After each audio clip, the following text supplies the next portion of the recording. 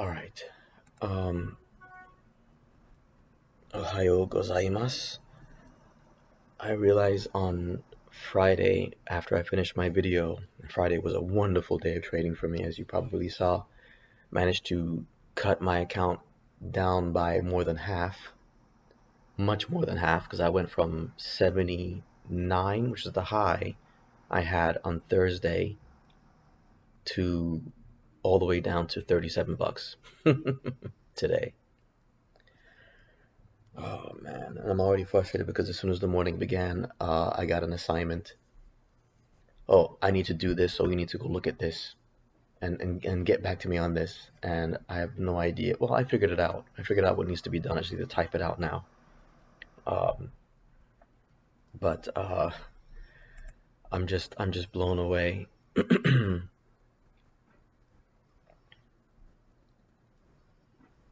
I'm just blown away by what a horrible. I mean, actually Thursday I lost money because Thursday I started off, I made money, and then I traded again and lost the profit that I made. So we can count that money on Thursday. So that was like 15 bucks down on Thursday. And then on Friday morning, I made a trade and lost 5 bucks. So let's say we're 20 bucks down now. So we've gone from 79 that should be 59. And then we made another trade. I don't know why I say we. I guess I'm the Borg. Made another trade, and that was a big loss of over 20 bucks. So now that's $45. So yeah, it makes sense. Um, Wait, what was I at? I was at 25 and then I lost another 20. So yeah, 45 bucks lost between. So one trade on Thursday that made me profit, and the next one was a loss, and then the next one, the $5. So three trades in a row, all losses, wiped away everything. So, and I keep telling myself, just walk away, just call it a week, call it a month, just give it up. But and I was thinking about this yesterday, and it was so frustrating. I don't know what brought it up. I think, or was it Friday? I don't remember when, but I came across. I mean, this is Miami Beach. You can't help but come across these wealthy people, and I don't know what the catalyst was for these thoughts, but I kept thinking over the weekend how in almost any job I've done, I when I was a cop, I gave my all. I worked 80-hour weeks when they wanted overtime. I busted my butt. And I remember there was a time when this young girl with mental issues ran away from home. And back in those days, because this we're talking like the early 2000s in Miami, not like now. This is 20 years ago.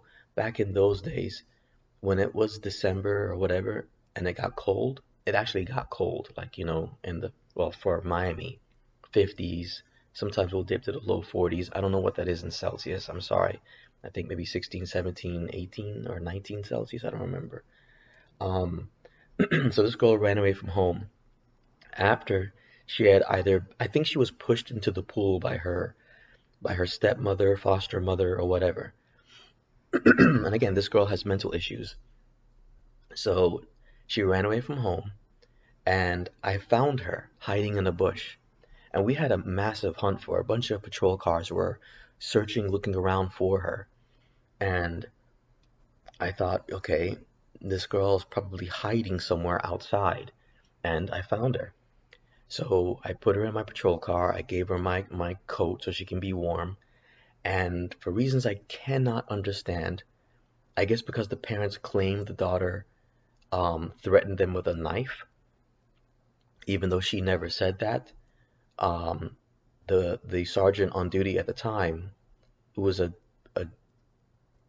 I don't know, I don't think the term is a Chad, but just a pretty boy, arrogant prick of a guy, ordered me to bring her to Baker Actor, which means you take her to a mental facility, and they basically hold her as a prisoner there, but just for a couple days under observation. Um, so That was it. Did my report. Da da da da.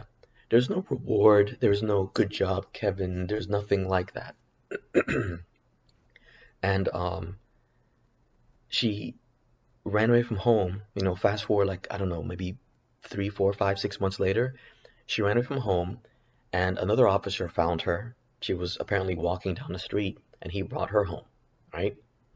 This officer received a commendation um, for finding her and da da da da. It was basically the same exact thing I did, but I got nothing. This officer was commended. It's very weird, right? There is a difference between me and this officer, though, but I'll bring that up later. Fast forward some years later, there's an armed robbery, a group of suspects. They all run scattered different ways.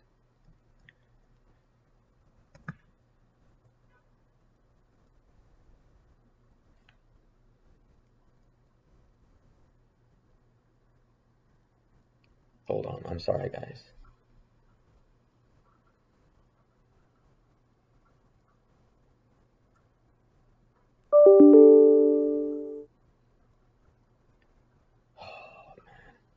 Landlord wants to know if I'm paid the parking fee, which is like 700 and something dollars, and the association charged him for it as well. Well, it's his Miami-Dade County. They're shady and corrupt. All right, I'm given another task now. Let me finish this story. Just to quickly finish this story, as an officer, there were numerous times where I went above and beyond to do things. Like I would catch a suspect that got away, or I would find a missing child, or I would.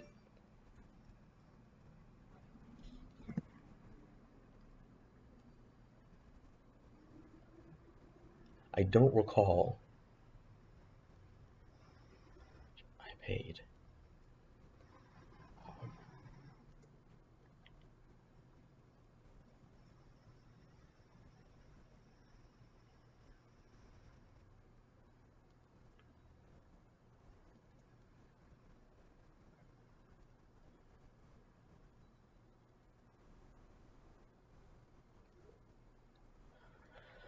Oh, there's always something, man. So yes, so there would be times where, like for example, that armed robbery, whatever that occurred, I found one of the suspects and I brought him to the station and arrested him. And one of the lieutenants at the time wanted a commendation to be issued to all the officers involved on the scene. Somehow I didn't receive one. And usually I don't speak up, but I spoke up that time. I was pretty upset and I did get one. But it's just a pattern that kept going on. But then when I gave up the police work and did personal training, I remember every gym I would work, there's only one place that my work ethics and my effort actually paid off, and I got Employee of the Month at this gym. But the thing is, I was interning there. I wasn't an official employee at the gym. And the other trainers there, two of which were these girls that would try and sabotage me. Jesus, this better be the last text.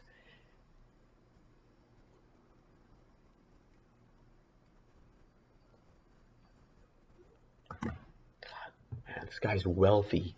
This guy owns multiple properties and he's getting on my case about a $750 fee that they charged him.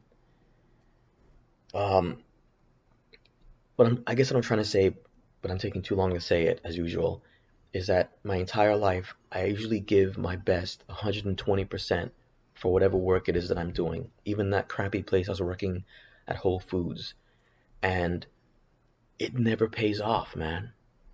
It never pays off. Never. Other than that employee of the month in that gym, that I was just an intern there, um, it never pays off. And the lesson they tell you in life is if you're passionate about it and you work really hard and you give your best, there'll be a breakthrough. There'll be some point where that work pays off. I don't see it in anything I do. And I keep thinking, is it because I'm not working hard enough?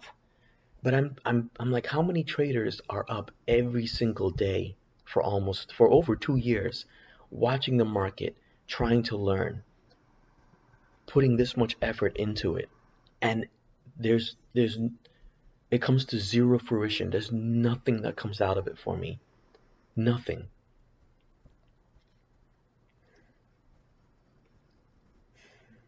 And every plan I put into motion, everything I try and accomplish, it either fails or backfires spectacularly on me. Like the first roommate I got, who ended up stealing a bunch of my things. And by the way, this second roommate is gone. She left Saturday early in the morning, and I think Saturday night was one of the first times in a month I was able to sleep somewhat well, but I don't sleep well anyways, man. I woke up this morning feeling hungover. My back is killing me because my bed is crap. I used to have a Tempur-Pedic, but in one of the crappy places I lived, there was horrible amounts of mold, black mold everywhere, all over the walls, all over. You walk in, it looks like just a nightmare of mold crawling all over the ceiling, and it ended up getting on my clothes and on my bed. And even though I text the landlord at that time, this is obviously a different landlord. All landlords in Miami suck, in my opinion, my experience. The landlord told me to clean it myself, which is against the law. And I did try and clean it myself. I was scrubbing the ceiling, trying to scrub the mold off using some bleach vinegar solution I was using, and a little bit of it dripped into my eye. And I think for almost 4 weeks, I was sick as hell. And he wouldn't make any effort to clean it. The only time he made an effort to fix it is when I told him I was leaving, and he decided he wanted to bring people to look at the apartment. And I said, by all means, bring people to look at the apartment. I want them to see the mold that you had me living in for almost 6 months. And when he came by and saw the mold, he was like, oh, you didn't tell me it was this bad. So I went through my camera roll and pulled up the pictures and the text messages that I sent both him and his wife, who was the property manager.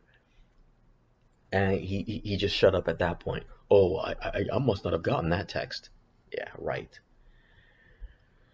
God, man. It is always something, man. So now I'm working a job where I don't know exactly what I'm doing, and I'm constantly being asked to do things I don't know how to do. I'm way overpaying on a studio that I can't really afford.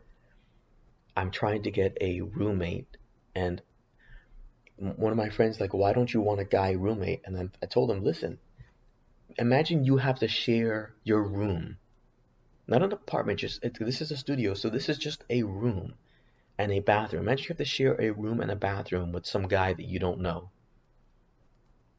How awkward is that? And chances are the guy's going to snore. I've almost every guy I've ever had to spend the night with, whether it's friends or whatever, they snore. I don't snore, and I'm a very light sleeper. So slightest noises is going to wake me up. And also there's just something about sleeping and knowing that there's someone like just a few feet away from you sleeping that is essentially a stranger that makes it hard for me to sleep. So, man, I don't know. I'm sorry. I've been rambling for like 15 minutes and haven't talked anything about the market. Let's see. According to Adam Mancini, 4197 is going to be support, and it has been support this entire time. Oh wow, I actually can want notification. I love how every time I pull up Twitter, this little pop-up comes up. Do you want notifications? And no matter how many times I say no, they still keep asking. I'm sorry, man. I have neutral feelings about Elon Musk, but I've always hated Twitter, and to me, it really hasn't gotten better. Last week, ES put in a 105-point breakout, the April-May range.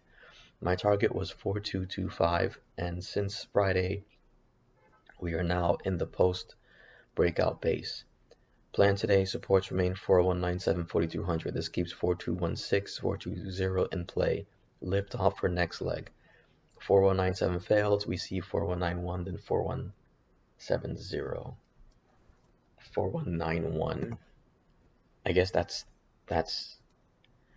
okay. I have no idea the significance of 4191, to be honest. I really don't.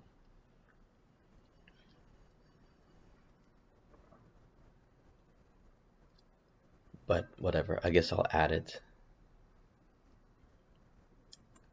sometimes I want to know what is the significance of these levels he gives. And I thought about over the weekend erasing all my levels and then redoing them on SPY, but then I remembered how? How can I? Unless the price is at a specific point at a specific time, no. Unless I'm watching ES in real time and then mark the levels on SPY, there's no way for me to know. It's impossible. And if I try and judge based on the candles, that doesn't really help either. So I don't know.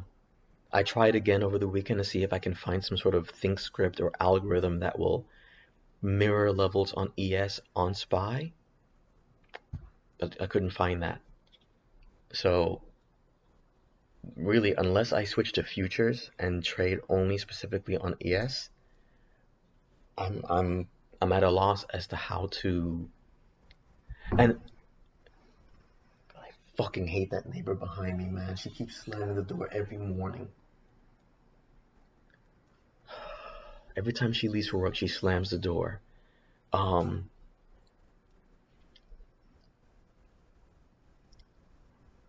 one person I was talking to about this, and this person doesn't know much about trading. They go, well, why don't you just look at the chart on ES when you're trading your options?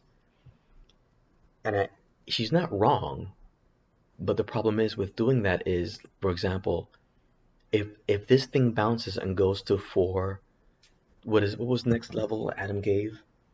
I just read it out and I forgot. 4216. Okay, so I guess we're going back to 422, 4225, 4220, 4216. Again, why 4216? What is significance about that level? Anyways, I'm just gonna focus on 4220 because I have a confluence here, um, which of course I don't have on ES. I don't know. 4220 is what I'm focusing on. So what is 4220 on SPY? Don't know. I have no idea. So if I wanted to pick an option in case it starts to go up, what option would I pick? Although, although here's something that can really help out my decision making. Since I'm broke in my account, I have no money. Well, the only account I can pick is one that I can afford. I mean, the only strike I can pick is one I can afford. So I guess that helps things a lot right there. And this is the level it was when we closed on Monday or Friday, I should say, which I don't know, was somewhere here. And now we're just slightly above, so maybe theta decay will lower this amount. I don't know.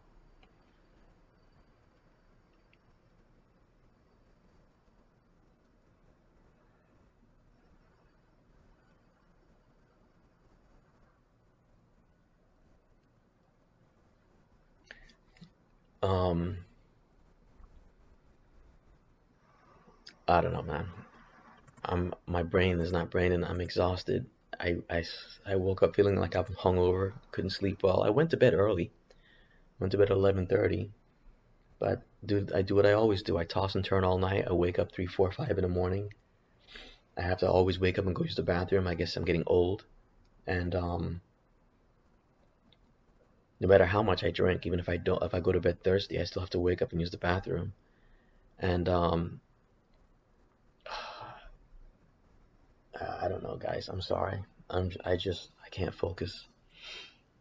I would think logically if I move this back, I would think logically that we're going to revisit the top of the megaphone for ES, and maybe then we can continue rallying. It seems like the most logical thing. But if that were to happen, then would we not logically revisit the megaphone, the mini megaphone? Where's the mini megaphone? God, I thought I put it on ES. Oh, this is it. No, this is the big megaphone. There's no way I deleted the mini megaphone. There's no way I did. Although I think maybe this was the mini megaphone, I just didn't draw it out on ES. because the lower portion of megaphone is this channel that we broke out of. And the top of the megaphone is here. We broke out of that here. So I guess we're basically chopping around at that megaphone. It should show up on TradingView. I know I put the mini megaphone here. Here it is. That's the mini megaphone. So yeah, we're chopping around at the megaphone. I think the reason why I didn't draw it the same way on Thinkorswim is because it just didn't line up that way. Because Thinkorswim. So yeah, so this is the mini megaphone here, which also happens to be the green channel that we were in or broke out of, the April green channel. Oh, it's the bottom of the green channel. Okay. All right. So this is the bottom of the green channel that we were chopped in the beginning of April. This is the channel we were stuck in for last week, March. So anyways, yeah, I don't know. The plan is if this thing pulls back enough and makes a demand, I'll take it long. I don't know. I just didn't feel like trading anymore. I'm just so over this at this point. And I just feel like I'm babbling my half-ass analysis of what's going on, and yeah, I don't know. It seems as though the best time for me to trade is when price breaks out of a major pattern, and I should just take a trade with a 1 or 2 day swing, or an option that's like 2 or 3 days out in expiration, and I don't know, 5 whatever points, wherever the ultimate target is. So in this case, if I had chosen 420 and went 15 day, or oh my god, where is it? So on Wednesday, if I had chosen that, the 4225, which I don't know what that is on the ES, I'm just totally guessing, as the breakout, and I chose 42, let's try 420. I tried 420 and I went long, a few options if I could have afforded it at the breakout. So I would get, 5 options at 25, and then, well, do what Adam Mancini says and exit the first 75%. So I sell 7 options here and hold the last 2 options until we get to our ultimate target. I don't know, maybe something like that. I really don't know, guys. I'm questioning my strategy and not focused on trading, and I can't really deal with this right now. The bad news for me is now that this roommate has moved out, and I have mixed feelings. I'm glad she moved out because she was obnoxious. She snored. Not all the time, but sometimes. It can be like 12:30 in the morning, 12:30, I'm trying to sleep, and I'll hear her moving around in her air mattress, and this is amazing. It's pitch black dark. Well, not really, because, I don't have blinds. And I'll hear her take a plate, and I hear the sounds of a fork scraping on the plate. So I guess she's eating. It's like 12:30 in the morning, and she's eating. And then she'll let out a loud sigh, and then put the plate down, and then get her drink, and I can hear her opening the drink or whatever. And mind you, my air conditioning is loud. It's like a loud hum right next to me, but I can still hear her making these noises. And then she'll drink, and then she'll sort of drop the bottle, not loudly, but she wouldn't gently put it on the floor, because it's a hard tile floor. She just like, not like this. This would be me if I was a courteous person. I was sleeping in the same place as somebody. I'm trying to be quiet. I'll put the plate down like this. Right? You can't hear it. You can't hear this. Right? This is how she puts it down.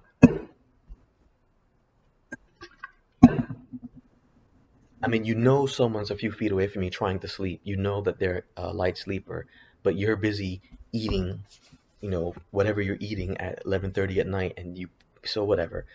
So yeah, I'm glad she's gone, because she'll do this like every 20 minutes. She does this when she swallows.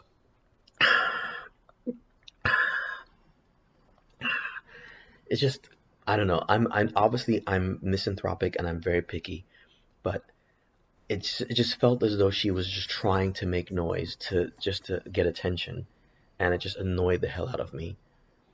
My ideal roommate is someone who's just in the corner reading a book, watching something on their iPad or laptop or whatever, and is just quiet. Maybe I'm asking for too much, but that just seems like it's impossible to find. So I don't know. I'm stressed out financially, and I went to the store like 3 days in a row and bought stuff I need. I needed butter, I need milk, whatever. But I have this feeling of guilt, like you can't afford to buy these things. The oatmeal I usually buy, it's gone from $6 to now almost $9. Um, and I shouldn't have done it, but I was too lazy to cook yesterday. I was exhausted yesterday. I don't know, probably because I spent most of Saturday not sleeping and I worked out, and my landlord came and painted the walls and left curtains and some rods that don't really work, but I don't know. I don't care. And he says they're going to be installed later on this week, so let's see. But Sunday I basically just crashed. My I have tendonitis that won't heal, and I did some chores, and I after that I'm like, all right, I have to cook, and I just didn't cook. I went and I bought pizza from Whole Foods, which started off tasting good, but then just turned out nasty for some reason.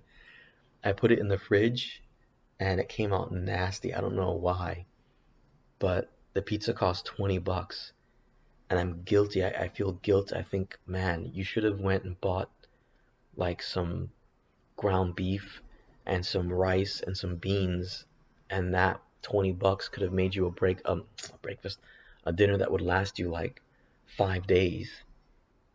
So I don't know, man. But here we go. Bell rung and we're just pushing away. So what was it? It was 421 I picked before. So if I had picked this and taken this long,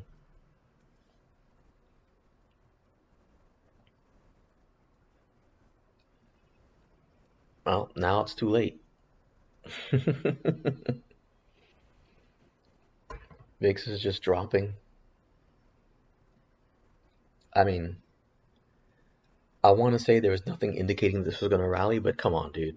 I didn't even notice this because I'm a fool, but we've slowly been grinding up all since Sunday when the market opened. And we've created sort of a channel here. Kinda, sorta. Yeah, I don't know. I'm not gonna draw. Yeah, whatever. I won't draw it, but here. The thing is, were we at the bottom of the channel? If that was the case, then I don't think so. I'm not even sure how to draw the bottom. Nope. Unless I drew it from here. Nope, that doesn't work either. So yeah, there wasn't really any hard indication this thing was gonna rally, but there it goes. I guess we just rallied off of VWAP. Did we do the same for nope? We're below VWAP on SPY. So yeah, I don't know. I guess I could have gone one option long here and sold when we get to 4216, which I guess is the level for some reason. I don't know what is special about 4216, but hell, this is $20 right here. If I could have got in um, shortly after the bell rung, but if I held it up until 4216, this might get to $50. So that's $30 I could have made right there.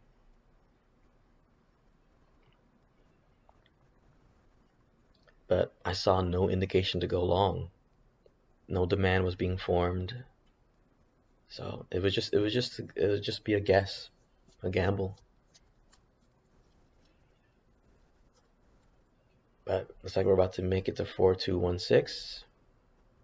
And like I said, this is gonna turn into $50. So yeah, that would have been a nice trade, man. That would have been a great day to start the morning. From 20 to 51.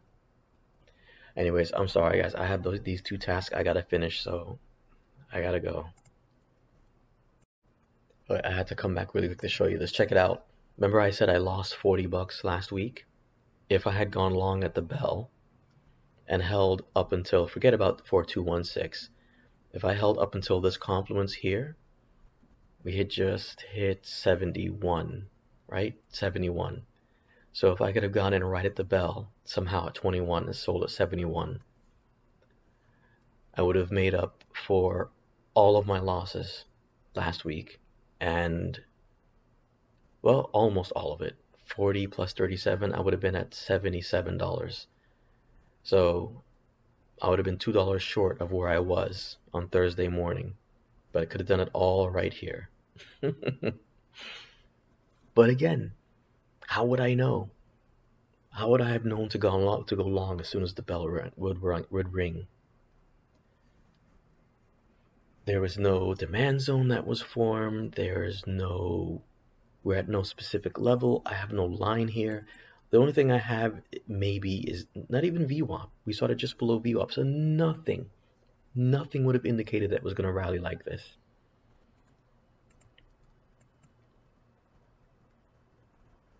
And who knows how much further this is going to push. I mean, well, the ultimate target is 4220 or 26, whatever, but here we are. We're at 4220 without wasting any time. So from $20 to $70 in less than 10 minutes.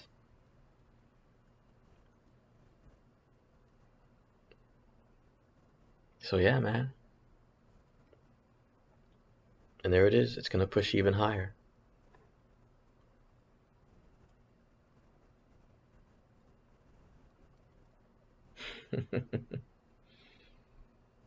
Yeah, who knows how high it's going to go.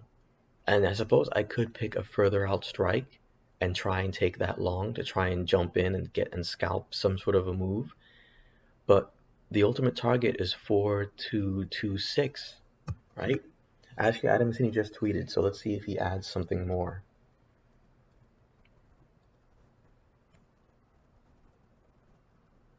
After last week's 105, yes, building a post-breakout base, good follow-through, and arriving at today's target 421620. Ideally, you can base here, then push to 4228. 4242 next leg. So the next big move is to 4242. Well, I guess we can wait and see if this thing starts to flag later in the day and then try and take it higher. I don't know. But if I had gone long at the bell, now would be a good time to exit. $75, that's 45, no, 35. No, God, Kevin, think, it's $55 profit. If I got in at 20 and sold at 75, that's $55 of profit. That's, wow, that would put me well above where I was on Thursday. But anyways, how would I have known? Yeah, I really got to finish this task. Okay, it looks like for now I was right. It would be a good place to exit here at 4220, which was Adamant City's target. It was 4216 to 4220. And now, as of now, if this closes in the next 4 minutes, we will have created a supply just below 4216. On VIX, let me back it up a little bit. This was a level that was resistance. It was support here, then turned into resistance shortly after. Resistance. We couldn't close above it. Resistance. We did break through here, but rejected off of this one. Now on Sunday, we started off at this level. I guess it lingered around here, broke through it, but this was a level that was resistance pre-market. Even though ES and SPY was going up, we just couldn't pass this level up until the market opened. Then we broke through, but then almost ended up closing at that level. Now the next candle, as you can see, we're pushing through. It's possible this might be the low, and we might turn around here. We'll see what the next candle could open, and we can create a supply here in VIX, demand on SPY. Sorry guys, and then we can push down. Let's go back to ES and take a look.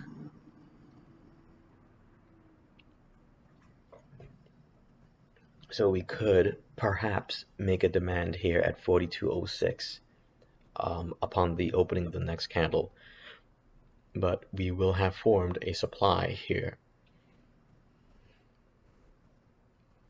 And I guess I didn't really notice it, but technically this is a demand on VIX right here. It's not a perfectly clean looking one, but it's a demand nonetheless.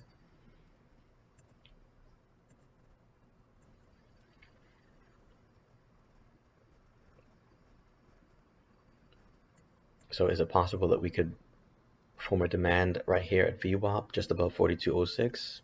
Maybe, I don't know. I just know that I wish I had gone long from the bell. Oh look, Outlook as usual is showing that I have a draft instead of sending the email. Wow, I hate Outlook, man. I don't know. I hope it was sent. So yeah, here's what probably here's if I was ballsy, I just didn't care at this point. I could take this long now in anticipation that we're going to be rejecting off that level on VIX. And then we can push back down. I can get in at 30 and hope that we'll push back up off of VWAP, which could happen. We could happen, but I was gonna say it's 50-50, but I would lean more toward this not happening because of this much of a sell-off shortly after this rally, and we created a supply. I mean, acknowledging we did create a demand when the bell rung here. So a good spot to try and go long again is if we retest 4200 again, which is like right about here. Well, if we retest that, that means this demand is now invalidated. So I guess maybe we can retest it and then we can close above it. We can have a nice wick. But look, it looks like we're forming the demand now. Next candle is starting. Still haven't made it quite under that. Nope, we did. On VIX, we're starting the next candle now. This should look red and start coming down. To look red as opposed to what, pink? Sorry. Stupid statement.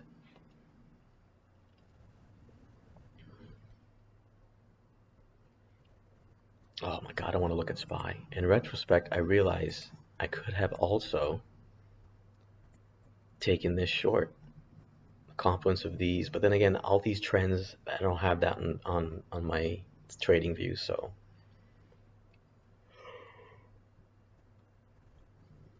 But initially, this started off here like a green candle, and it pushed up, but then just started to sell back down. I also think maybe I should follow that rule that Adam Mancini follows and only trade. But see, he has more time to trade because he can trade earlier. He doesn't have to wait till 9:30 when the market opens. But if I follow his rule, that means I can only trade between 9:30 and maybe the latest 11:30.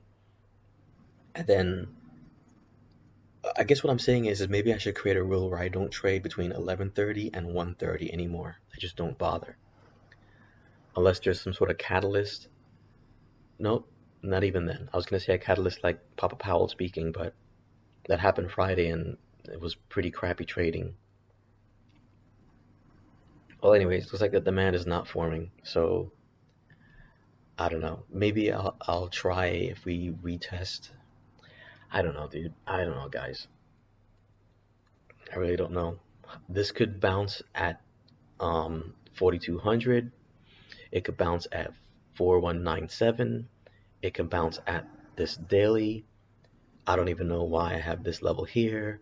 It can bounce at the low on Sunday morning. Who knows? But if it goes that low, then why not take this short, right? Well, because like I said, It could bounce at this line, this trend, this low, this daily, this unknown level here. Or it can turn around the very moment I buy a put. So, I don't know. Earlier though, when this was rallying, I thought to myself, is this one of those fake rallies where they try and draw everyone in to buy,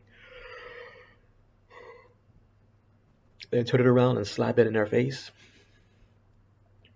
Anyways, we're now at the demand that was formed between the pre-market candle and the opening candle. So if we can close above this, that would be a good sign. But who knows what's going to happen. All right, guys, I'm going to go shower. Okay, I knew when I was in the shower something major was going to happen because it always does. As you can see, God, Jesus, man. This candle at 10 o'clock just dropped way down here. And this obscure 491 level apparently was the support. So we pop back up. Oh yeah, that was the level that Adamancini gave this morning. We pop back up, and now we've created a demand above the previous demand. And now I'm wondering, you know what? I'm doing it. I just went long. Although what I technically should have done was waited for this demand to close and see if it retests, but this is, to me, this is the retest of the previous demand. This is not a major demand. Well, no, I guess technically speaking, because it formed in today's market, in the open market, that this is the major demand. But this is technically a false breakdown, and this is usually the time that Adamancini would go long on a clear false breakdown. I don't know if it's a false breakdown of the 4197 level or if it's a breakdown of the 4200 level, but they're both so close together. I don't know whether he'll go long shortly after it reclaims 4197 or if he'll go long after it reclaims 4200. But either way, here's what I think is going to happen. Now that I've gone long, and I probably shouldn't have done a market buy, I probably should have just seen if it'll pull back to maybe 24, 25. This will now turn around and fall, and I'm going to lose money. Oh, also on VIX, this is bad news.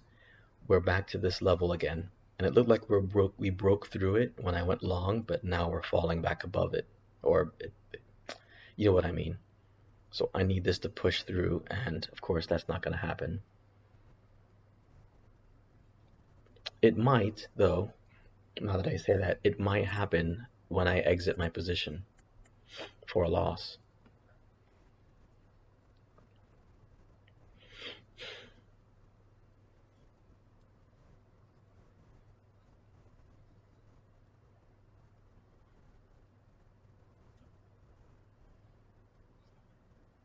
Great.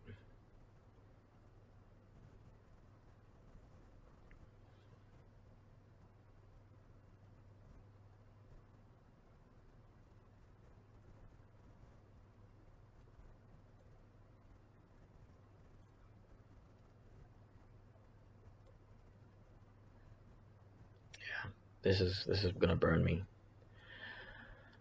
Oh well, I guess I'll put the stop loss. I mean, I have such a small account, I can't let this thing go down too far. I'm in at 32. I mean, I'm gonna lose $10 at this rate.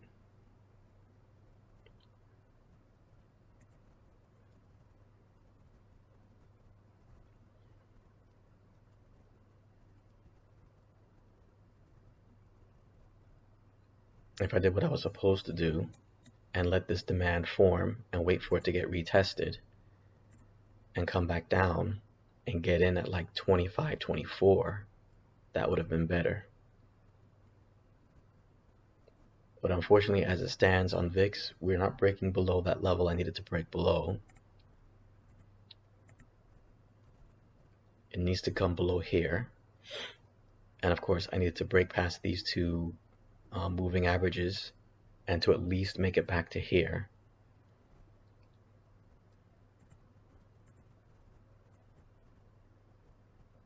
The problem is we have that supply above. And the longer it takes, of course, theta is going to kick in, and yeah, you know what's going to happen.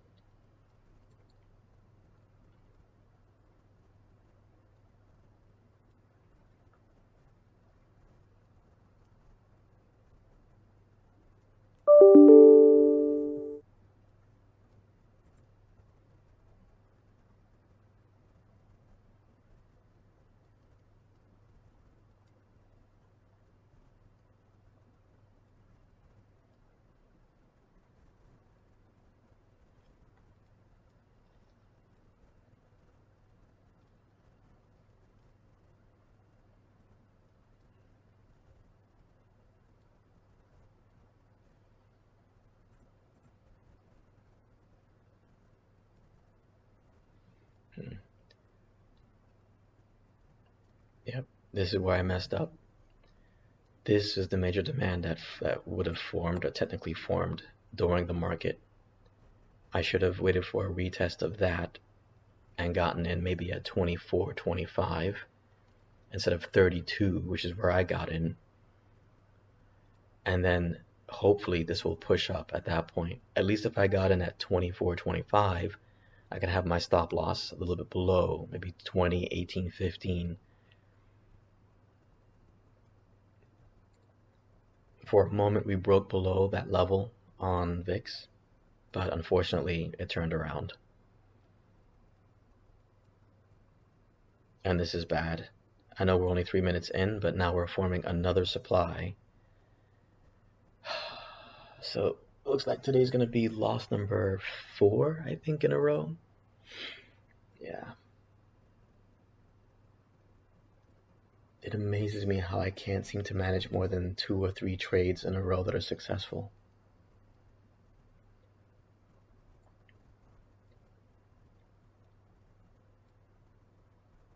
I mean, hey, what can I tell you? This is clearly a fake breakdown. We recovered at an important level. We created a demand, and I went long at an important level that Adam and Cini gave. So, what can I say?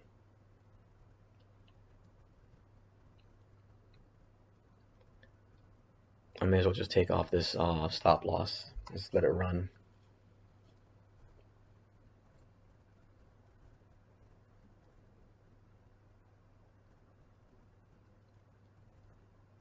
Maybe, although I highly doubt it, maybe I'll get lucky and this candle will at the very least close above the demand that had been made. We still have a good 10 minutes left, and maybe the next candle will push back up and we can reach the 4226 level Adam and Cini gave. Maybe.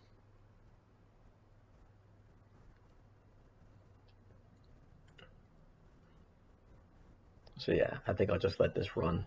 If it goes to zero, it goes to zero. What can I do? The fact that we've made this big recovery here, and this is a clear fake breakdown, which I'm surprised Adam and Cini hasn't tweeted about, but makes me think this trade may work out after all. I just have to hope that it does, but I should have waited for this candle to close. I know I said it again, I said it before, I'll say it again, and did my normal strategy and wait for a pullback and gotten in at 23, 24. That would have been the wiser choice.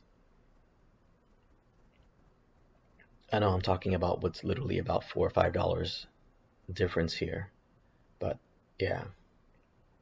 All right, we finally broke down that level on VIX, even though we basically haven't moved anywhere on ES.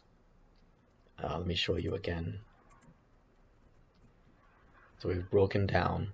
Now I need this to get down to this level and break past that to continue down here to where we were last week on Friday. Will it happen? Dude, I don't know. Anything can happen. This can probably go down a little bit more and then suddenly snap back up.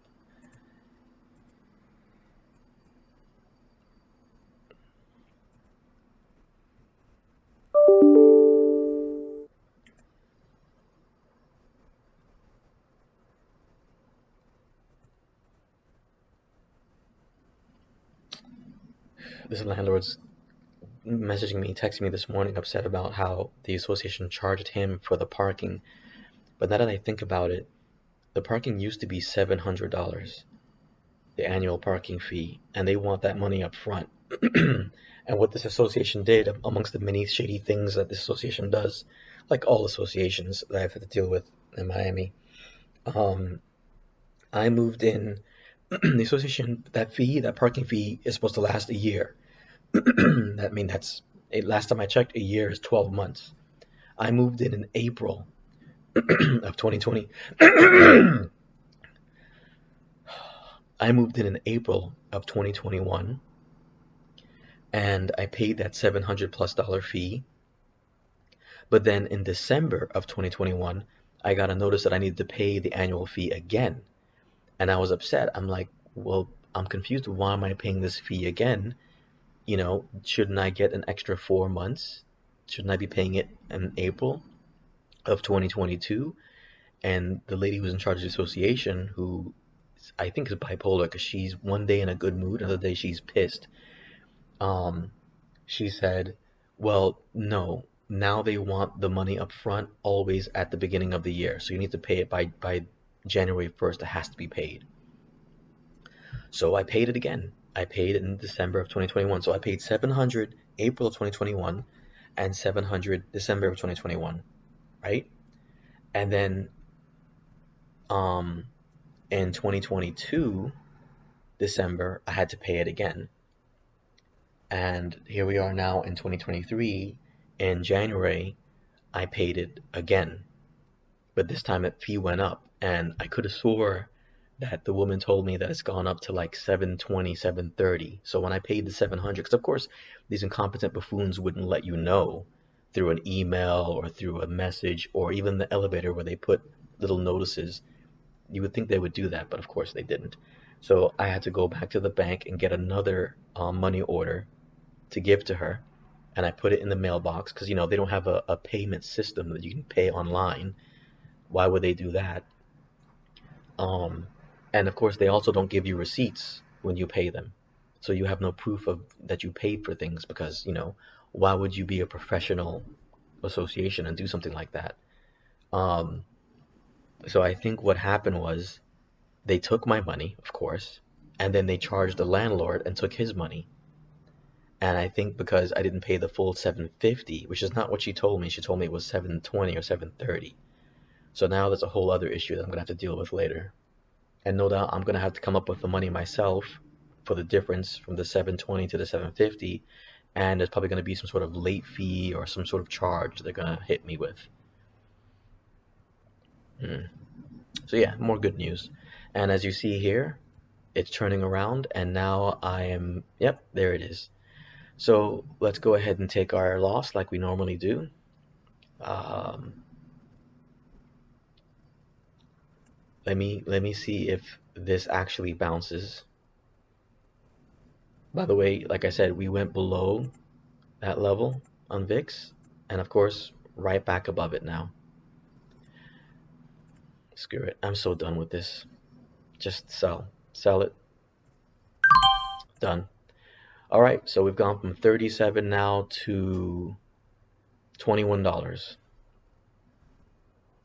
So at this rate, my account's gonna go down to zero, and I think I'm done. I think I'm done. Oh, what did I do wrong, guys? Someone tell me here. What did I do wrong?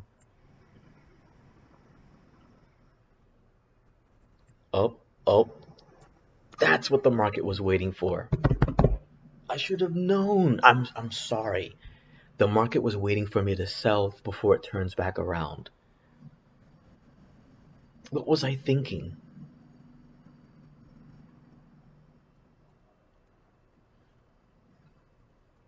What did I sell it at? 18? $18. Got in at 32, sold at 18 for a what was it? 15, 12, $13 loss. Oh no, what am I saying? That's gonna be at least $15. Yep, $15 loss. $15 loss, including the commission. Beautiful. Beautiful. And here's something else that I despise about Thinkorswim, all right? I was at 37. You guys saw that. No, you don't see it. I have this, my screen doesn't show the upper portion here, but I kind of like that because it shows my, even though I ask it, okay, there's so many things I hate about Thinkorswim, but it shows my account ID. And if I want to hide my account ID, it also hides my money. You can't change that. So I would like to see what little money I have in my account, so I have the account ID up. Although if somebody wanted to steal money from my account, I mean, good luck. You're not gonna get much. Um, oh my God, dude. So what I'm saying is I was at $37. Now I'm at 21. If I do the math, 37 minus 21 is $16. But if I look at my account, it says I lost $14. So the only way that makes sense is if trading Thinkorswim is charging me more than $1 to make a trade. So chances are they've increased the amount, and I think they have because I've been noticing this. They're charging more now to buy and sell an option, so it's more than $1 to buy and sell one option. I think maybe they charge like 65 cents to buy and another 65 cents to sell or something like that. So $16 gone. And yeah, this thing's still going down. So now if this closes in the next 2 minutes, this demand zone is now invalidated. This whole, fake breakdown, false breakdown strategy trade just burned me. And this is usually Adam Mancini's bread and butter, this fake breakdown. But of course, when I take it, it doesn't work out.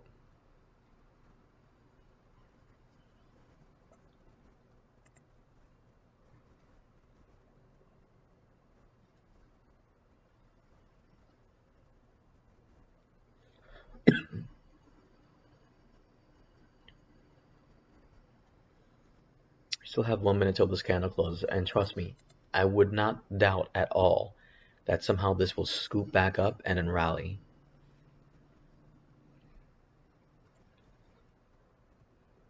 But yeah, I'm tired of adding money to my account only to just see it dwindle again and again and again. I'm so done. If I look at, because they won't show me this on the mobile app on my phone, but they might show it on,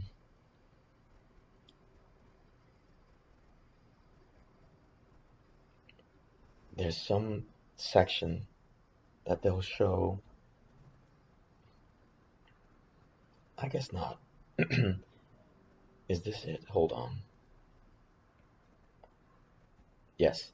So far this year, I've lost over $325. No, it's exactly $325. However, as you just saw how they're scalping me with commissions, I wouldn't doubt that actual number is more like maybe 400 something dollars for every trade that I've made.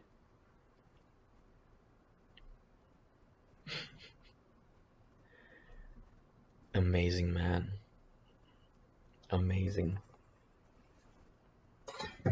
Well, it looks like I was wrong. This fake breakdown, this would have burned anyone who went long here. We didn't even make it back up to the supply. But then again, this will still probably rally later on today. You know why? Because I'm not in the trade anymore. So we may end up bouncing here at 4,200 after all. So I don't know. I just need to walk away. I'm so over this crap. Check this out. Came back down again in a seemingly completely random spot. It just went back up on VIX.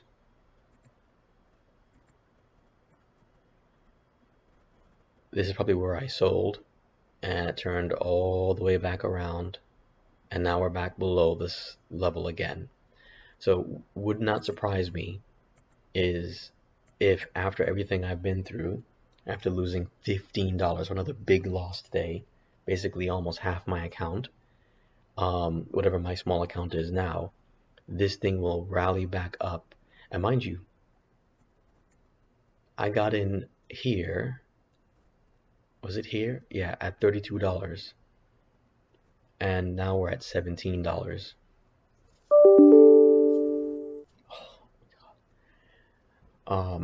So Bulls managed to defend this 419-741, whatever, this whole cluster of support again. And it would not surprise me at all is if now they're managing to base here, and then later on this afternoon it'll rally. So I don't know, man.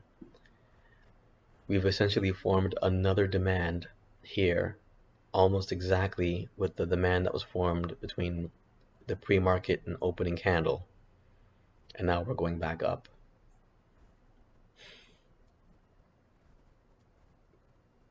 So this is one of those days where it's like you take an option and you have to ask yourself, is it even worth putting a stop loss?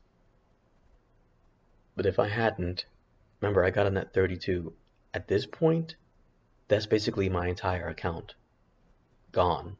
Erased. That's it. There's no more trading. If it sold down to here and continue going further.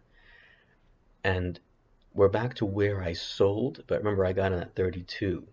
So unless this thing would need to push way up here because of theta decay and break past the previous supply, maybe even make it up to another high of the day just for me to break even. So I don't know. This is why I hate trading options, man. This is just, there's so many variables that can go against you. The only thing that can go in your favor is if the price moves strongly in your direction, or unless you went long in the money.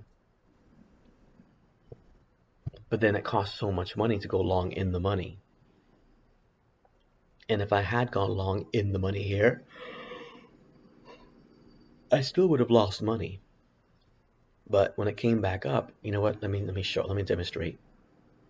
In fact, I don't even know what in the money would be. So let's go back to SPY.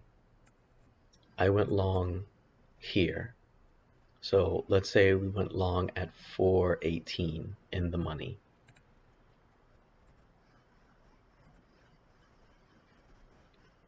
And I went long like a dumbass at the top somewhere here. I don't know when it was.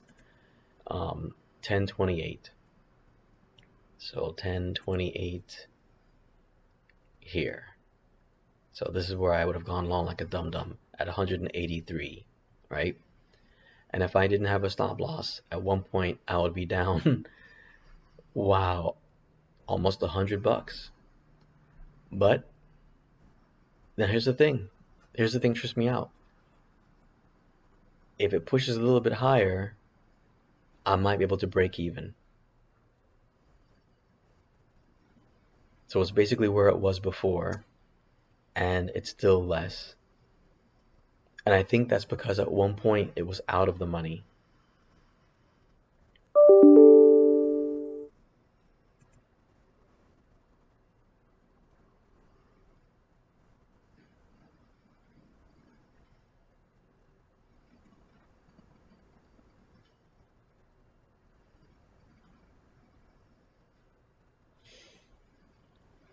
Well, you know he's not going to do it, and I don't know how to do it, but of course I have to figure it out. All right, I gotta go again, but let's go back to the original option I was in. So yeah, I mean, hey, if I hadn't sold, if I kept it, that's an extra $4 I could have made if I sold here. I don't know how much further this is gonna go, but it's just hilarious the random chaos that this thing is. We had a fake breakdown followed by another fake breakdown.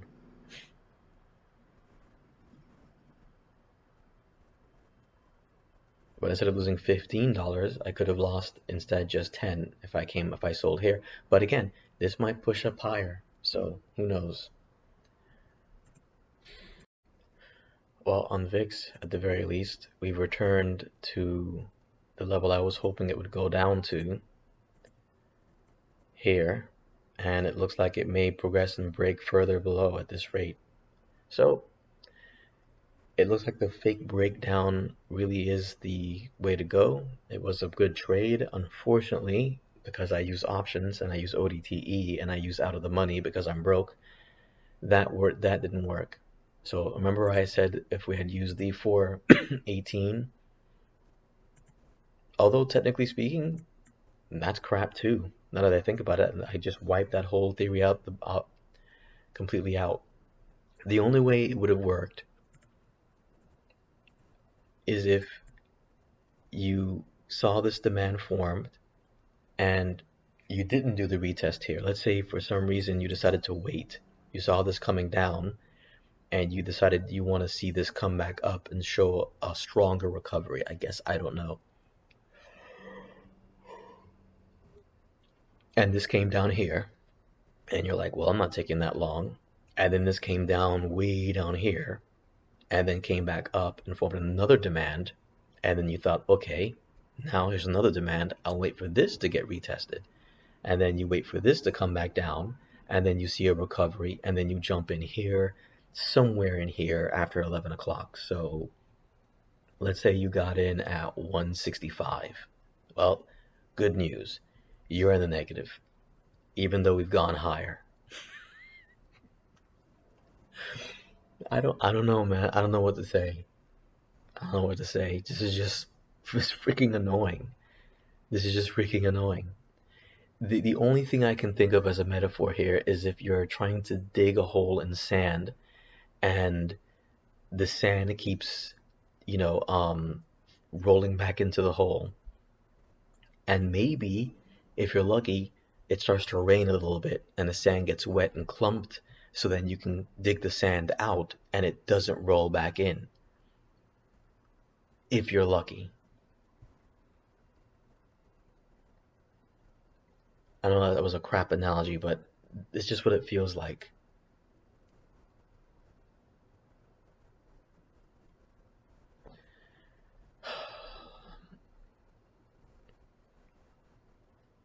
I mean, it's so annoying.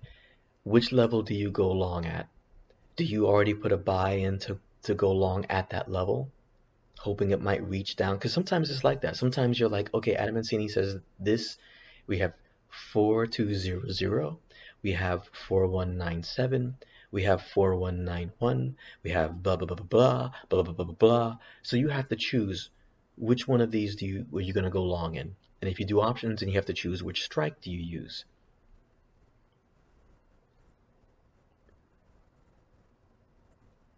Do you follow this strategy or not? I mean, here I did it all. Fake breakdown, demand formed, going on the retest of the demand. This is an important level, and it all ended up burning me. But it's slowly grinding up, so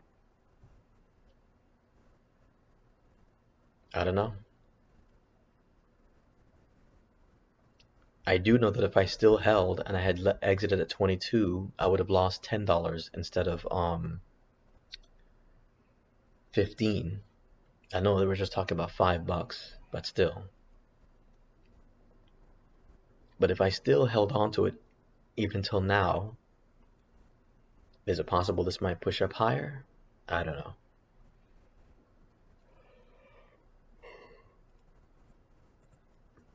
But Adam Mancini says what we need is the base, and it looks like for now, that's what's happening.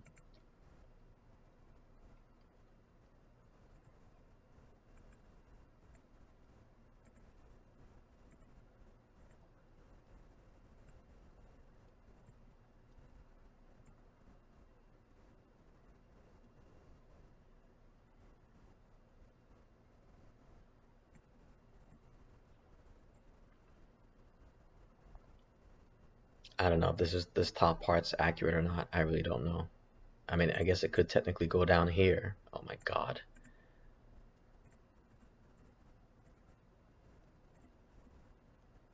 I guess it could technically go down here. And if that's the case, then this is good. We've broken out and we've retested this section and popped back out.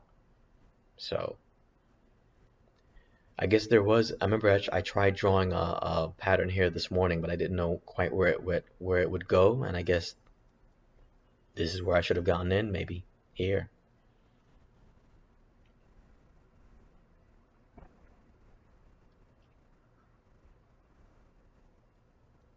Maybe if I got in on the retest of this level here and the quick recovery, I don't know, man. What I do know about trading, and this is what I despise about it, is guessing what happens from this point on, from this, what's on the right side of the screen. It's a huge gamble. There's no clue, no idea. But rationalizing why things happened on the left side of the screen is easy. You can find patterns in the chaos.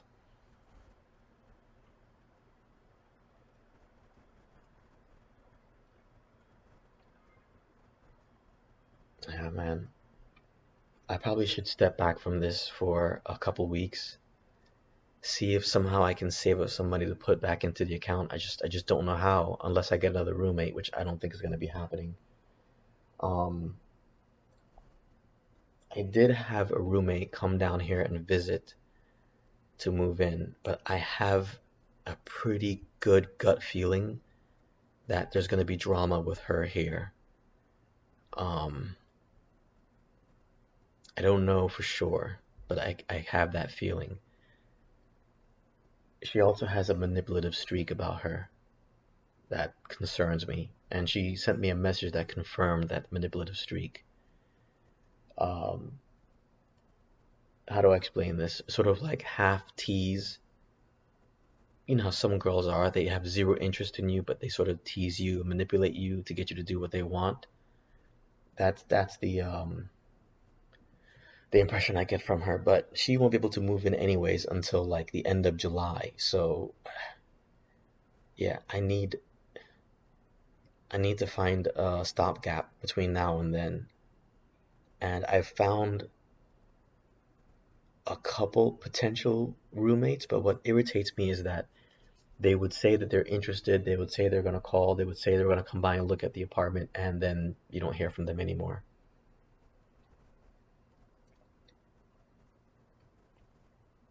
So, yeah, I need a new roommate and I need reliable clients because the accountant client that I had, last message I got from him was like 2 weeks ago, and he said he's got some unexpected bills and expenditures he has to take care of. So, and if I recall, he said his insurance actually all of us. There's a guy named Michael Mondanero or something on YouTube. I like watching his videos because he walks around different places in Miami, talking about the state of the economy and real estate. And he mentioned that he pays his 6 month insurance up front, which is kind of pricey. He pays like over $1,000, and he said that normally it's about $1,000 every 6 months, but he got his new bill and now it's 1,200. And he did the math and it's a 20% increase on his insurance. And he said it's not because of anything that he did. He didn't get a ticket. He didn't get an accident. He didn't make any claim. It's just the insurance companies are just charging people more. It's just what happens. And my accountant mentioned that his insurance rate went up as well. But here's the part that irritates me. My insurance went up $200. So it's like they just flat out gave everyone an increase of $200. Everyone, regardless of what they're paying. And I'm paying the insurance where I only drive my car under a certain amount of miles, which is true. I rarely drive my car. There are times where my car will sit in the garage for like 3 days straight, 4 days straight. I never drive it because I work from home. And to be honest, I despise Miami. I do. The people here are absolute garbage, shallow, unintelligent, fake, materialistic. They're just terrible. And they're also terrible drivers, so I hate driving in this city. And it's not just the drivers, because this is Miami Beach, there's a lot of pedestrians. These idiots will walk right out in front of your car. They don't care. There's no, they can't comprehend the concept of, stop walks and lights and things like that. So Um, you have to be careful driving in Miami Beach because you might hit a pedestrian if you're not careful. And also same thing with bikes. But my point is, my insurance company knows that I don't really drive my car hardly at all. I work from home, and yet my insurance has gone up $200. So I have to come out of pocket 700 something dollars by the end of this month to pay the insurance. And in a few more days, I've got to pay. So let's do the math because I can't afford it. There's no way I cannot possibly afford everything. My rent is 1825. My car payment is 380.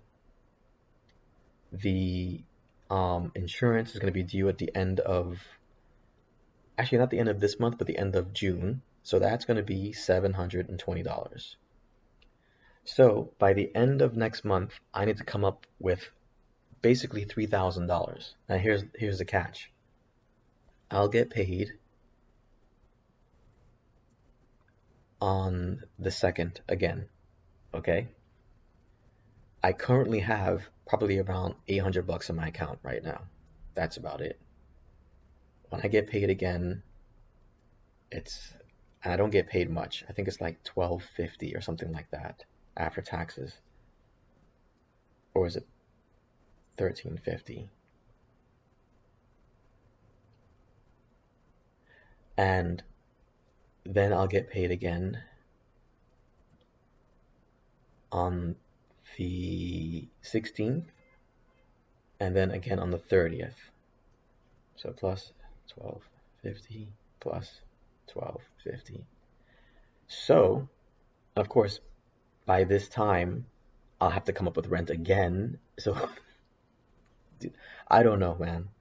I don't know how I'm gonna pull it off.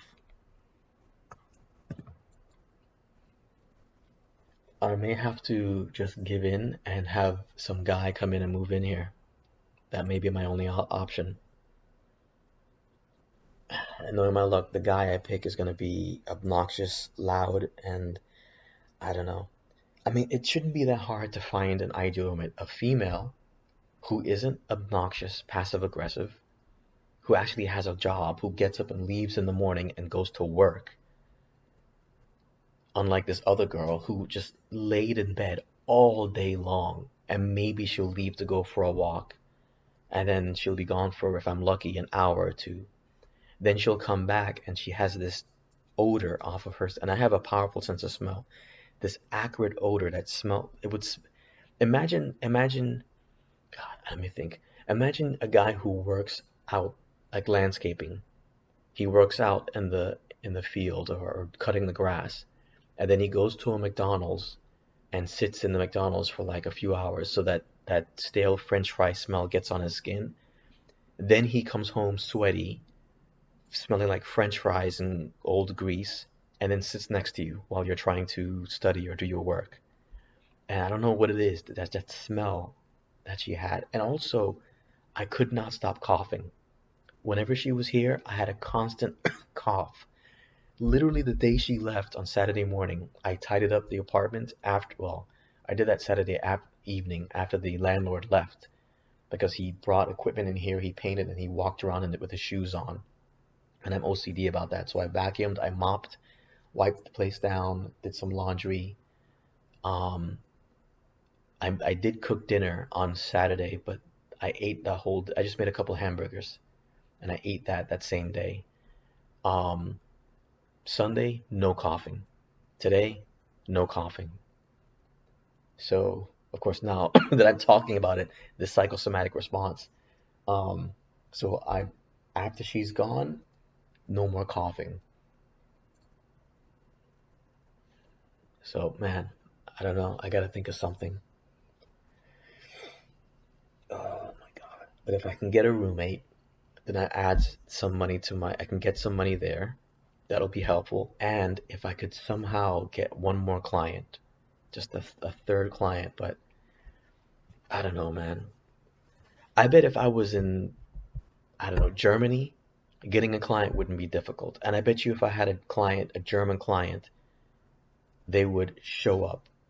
They wouldn't make excuses. They wouldn't be lazy. They wouldn't go out drinking and then cancel the next day. They they would want to train. They wouldn't say, "Oh, I can't, I don't have time." They'll find the time. They'll make the initiative. They'll make it happen. But these Miami people, I mean, I'll play devil's advocate for my accountant. This guy works like 12 hours a day every day, so he doesn't have time. Um, but generally speaking, most of these people, they're full of crap, and they show up late all the time. So yeah, man, being a trainer in Miami is difficult unless the only way you can be successful really as a trainer in Miami, a good successful trainer, is if you've got the physique. So you're either young or you take some steroids, and or you're a female with a BBL or whatever, and you're very popular because that's how Miamians think. It's all about image. They don't care what you know. They just care who you know. So if I trained Jennifer Lopez, for example, and she posted me on her Instagram, all these Miami people are going to be hitting me up to train. But you also have to be happy and positive.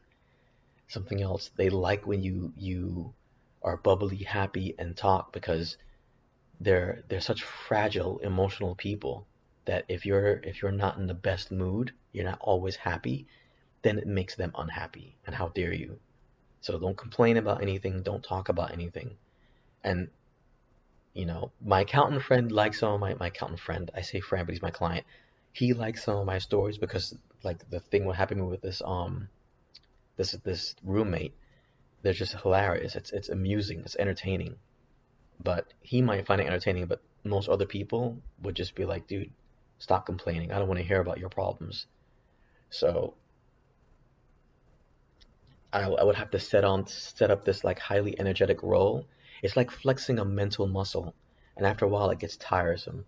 But I know how to do it for clients, and um, but it doesn't matter. It doesn't help when they don't show up or they constantly cancel. But also to play devil's advocate for just the average person with the economy the way it is, um, hiring a trainer, getting a massage therapist, things like that is sort of like disposable, not disposable. It's a luxury. It's a luxury expense, and not everyone can afford it.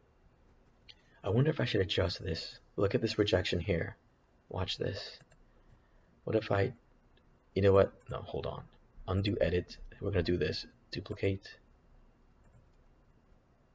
Instead of trying to decide which one it should go to, let's just make another one. Let's look at it from the whole. So rejection, although I might have to raise it here a little bit, but no, it looks clean here. Rejection, rejection, rejection, rejection, another rejection. So yeah, man, if I had held that position, if I held my original option, if I didn't sell it at like 23, 22, I'll be back to square one. It would have been a loss either way so far as it stands. But if this continues basing and chopping sideways, this is going to lose theta. And let's go back to our in the money one. So yeah, although is 418 in the money or more at the money? No, 418 is in the money. So hilariously, even though you're in the money here, you know what? You would have to have taken the trade in the money the whole time. So at one point, this was out of the money. All right, let's try the 417. I got in here. So let's say you got in at 260. Then yes, you could have broken even. It would have to be at least one level in the money and never have gotten out of the money. Theta could never have taken away any of the value. So yeah, if you got in here, but still, look how high it got. So if you got in here and sold here, you would break even. So amazingly interesting. I guess theta decay does have some effect even in the money. I thought it didn't. But we're higher here than we were here, and yet it's still just break even.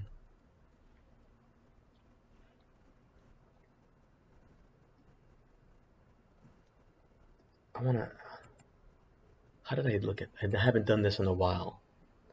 God, I forgot how I did this.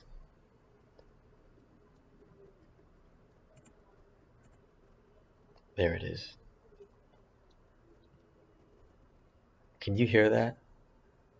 Probably not with the fan on the computer. 15 floors and some jerk is driving by playing music and you can hear it loud as if we're on the first floor.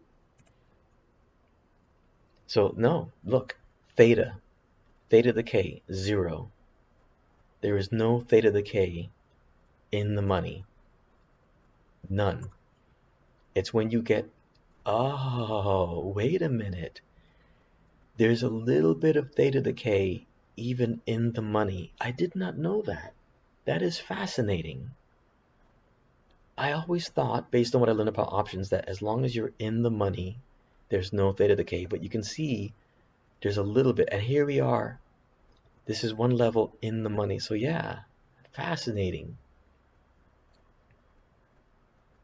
There is theta decay even here.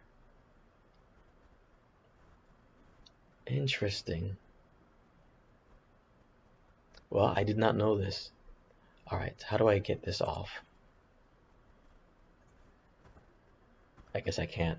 I don't really want this on here because I might get worried that when I go to my charts that it's extra data that the computer has to process and take in. And I don't want it to do that. I forgot how to. There we go. That's better. It sounds like my fan's picking up too, but. All right, so let's go back to our original strike. And yeah, this was a losing trade anyways, no matter what.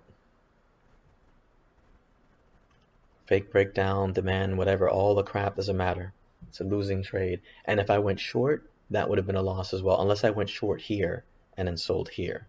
That would have been good. But otherwise, this is just chop. So yeah, man, I think maybe from now on, I either should just not make any more YouTube videos and don't trade, unless it's something obvious, like what happened last week. Hold on, I'm sorry, I'm trying to bring TradingView over and I clicked the wrong window. Let's go to a 1 hour. So last week we had that descending channel here and we broke out of it. And for just a brief moment we were chopping sideways. This would have been a time to trade, taking that long. And if I got, let's say, Friday's expiration, then I could have scaled out. Wait a minute, I'm sorry. That's assuming I had like a decent sized account. No, I guess I would just be able to do this trade and that's it. Maybe I could do the next trade the next day, but you know, you would have to know that this was where it's going to be bouncing and then take that. And then remember on Thursday, I made money, but of course I sold too early. So yeah, there's 3 things I need to start doing. 1, I should only trade on major breakouts of multi-day, multi-week, whatever patterns. 2, I need to learn to hold that position longer since I'm taking such a small position. And 3, I should just stop trading on days like today. Friday, oh my God, I didn't notice this. Look, let's go back to a 15. I had not noticed we rejected right off of this sort of red zone, sell zone here. So Friday, I should have traded short because I think on Friday I had commented that we were at the bottom of the megaphone for VIX. And there was a pretty good indication that we're going to start having a sell-off. But anyways, that would be against my rules. That's not a major pattern break. What was the other major pattern break? Oh yes, the breakout of the megaphone here. Although that didn't happen until after the market closed on Thursday. So that would be, you have to be a futures trader to take advantage of that one. So yeah, the only trade I could have taken advantage of, the only trade that really made sense for me was this. However, I say that, and I think the week before last week, there was at least 2 days where I had thought to myself, hey, we're at the top of this trend we've rejected before.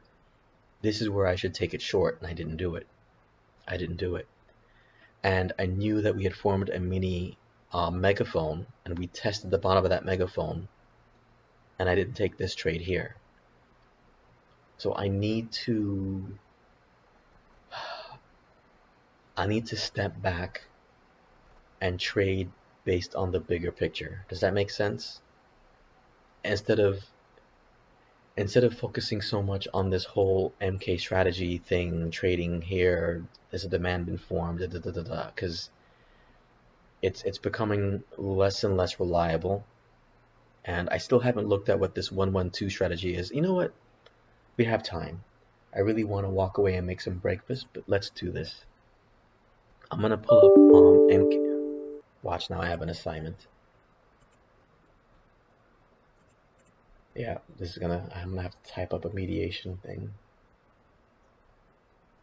All right, later on today, I'm gonna pull it up and see if I can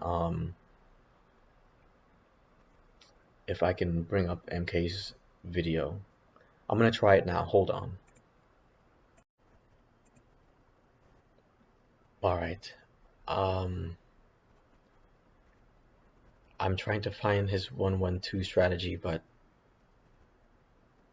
I don't see it here. Part 3 of 12.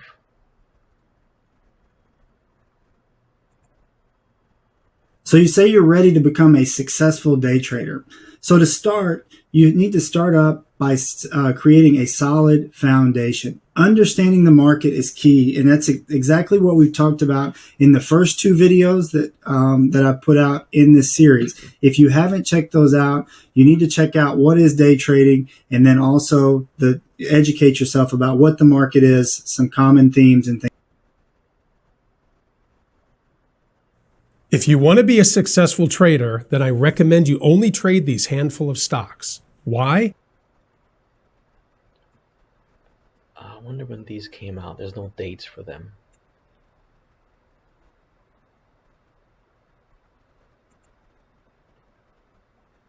This one came out when? 3 weeks ago. Step on how I practice and how I implement my strategy into my practice to make sure that it will flow straight into my live reps. In this video, I'm going to talk about exactly what platform I use, how I use the platform's Thinkorswim feature and on-demand feature to make you log into your live account or your paper trade account. Very important. There's a difference between paper trade and on-demand.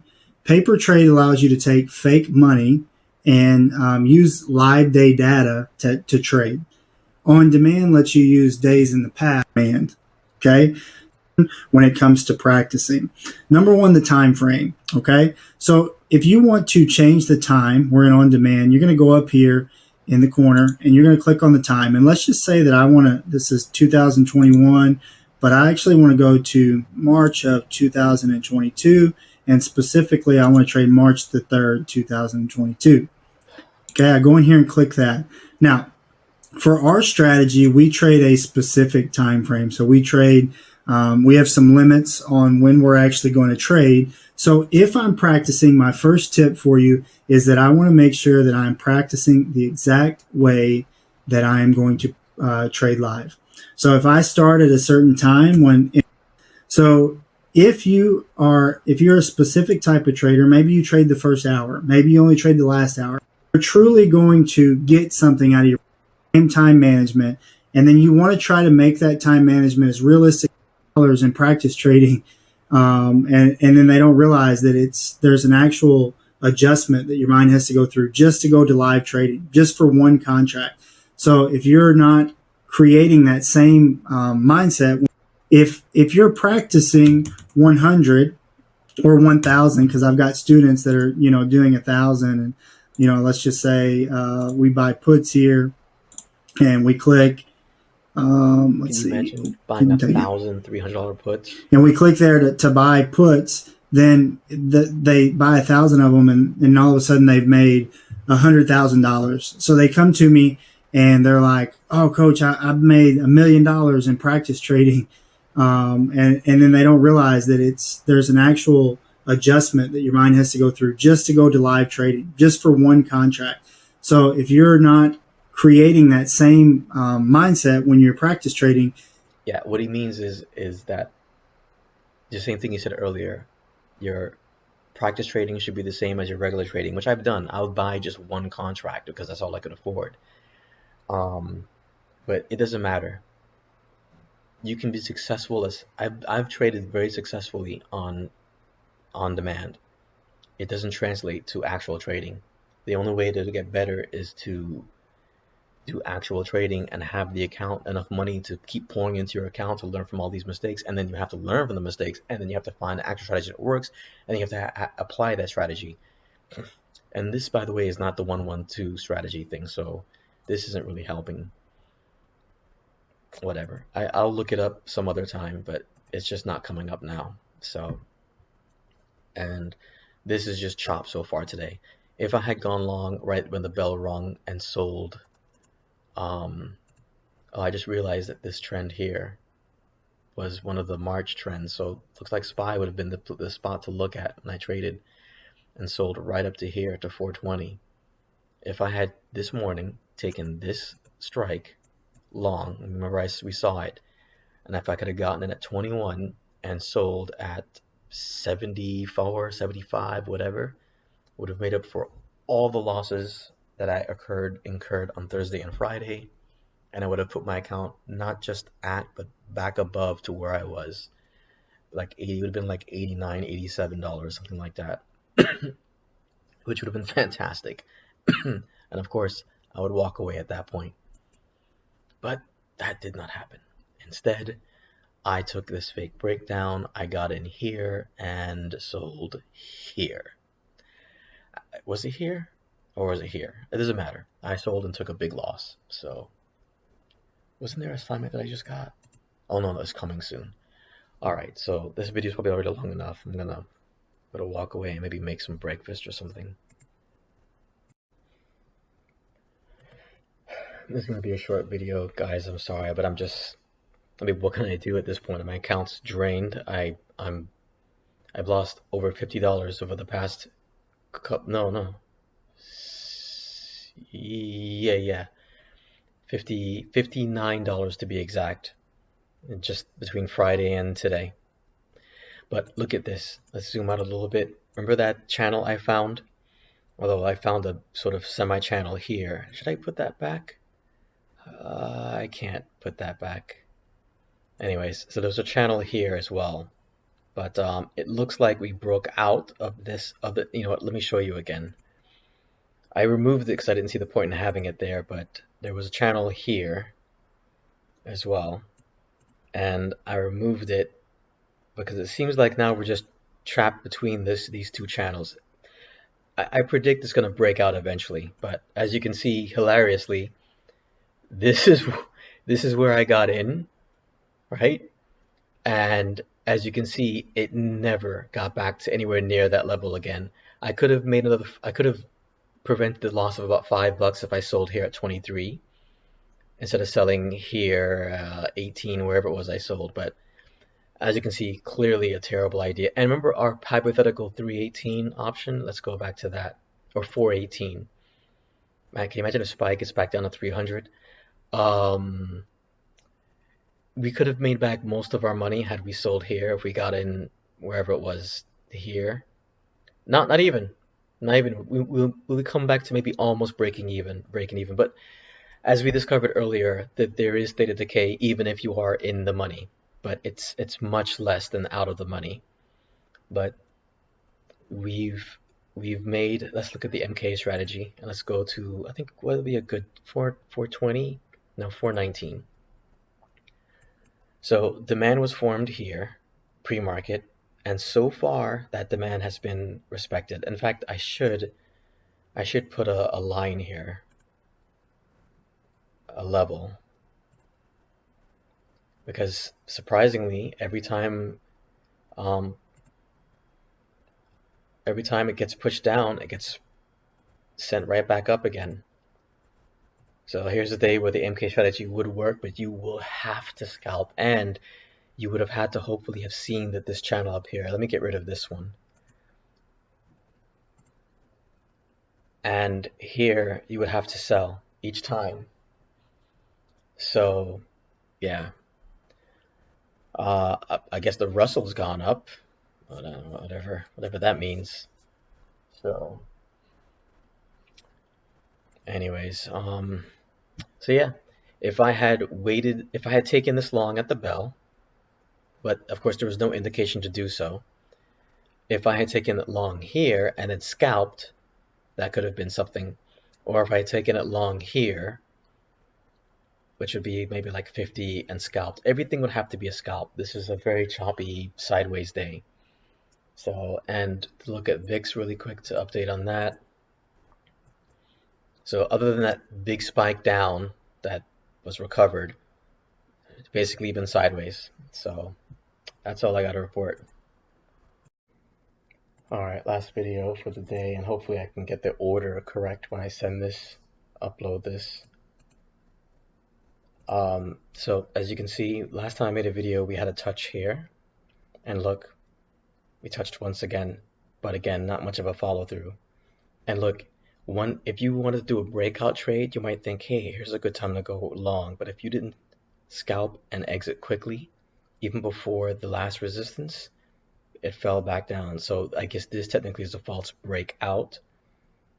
I would think it officially is a false breakout once it gets back in here. So if you went short here, and again, you'd have to do an in the money put if you're doing ODTE, and you can exit at VWAP perhaps, which was like it did close just above VWAP, but the next candle pushed down a little bit further. So look, it went down to the previous demand and then pushed down a little bit further than that. So yeah. And look, between 11 o'clock and 2 o'clock right here, it's just a choppy mess, except for maybe this move here. But otherwise, overall, just a crappy day and another big loss for me for the day. So whatever. Well, I got invited to play Fallout by this gorgeous blonde girl.